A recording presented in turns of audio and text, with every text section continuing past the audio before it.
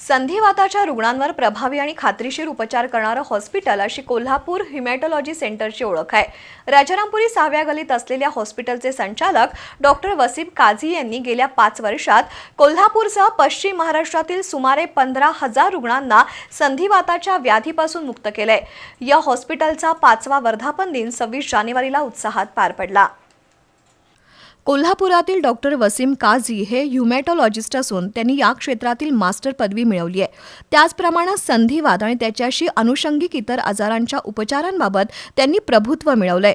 संधिवाताच्या क्षेत्रात गेल्या 12 ते 14 वर्षापासून तर कोल्हापूर ह्युमॅटॉलॉजी सेंटर या राजारामपुरी 6व्या गल्लीतील हॉस्पिटलद्वारे गेल्या 5 वर्षांपासून ते कार्यरत आहेत। रुग्णांच्या व्याधींचा अभ्यास करून त्याची लक्षणं जाणून घेऊन त्यावर प्रभावी उपचार करण्याच्या त्यांच्या पद्धतीचा अनेक रुग्णांना फायदा होतोय। त्यामुळे 26 जानेवारी 2021 साली सुरू झालेल्या या हॉस्पिटलमधून डॉक्टर काझी यांनी 5 वर्षात सुमारे 15,000 पेक्षा अधिक संधिवाताच्या रुग्णांना त्रासातून मुक्त केलंय। त्यामुळे कोल्हापूर जिल्ह्याबरोबरच रत्नागिरी, सिंधुदुर्ग, जत, पंढरपूर, सोलापूर, बेळगाव आणि कोकणातून मोठ्या संख्येनं संधिवाताचे रुग्ण या हॉस्पिटलमध्ये येतात।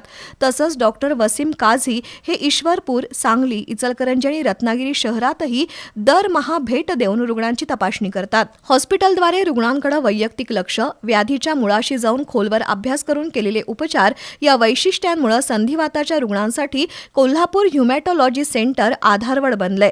या हॉस्पिटलनं सेवेची 5 वर्ष पूर्ण केली आहेत। त्यानिमित्त केक कापून आणि हॉस्पिटलची सजावट करून वर्धापन दिन सोहळा उत्साहात साजरा झाला।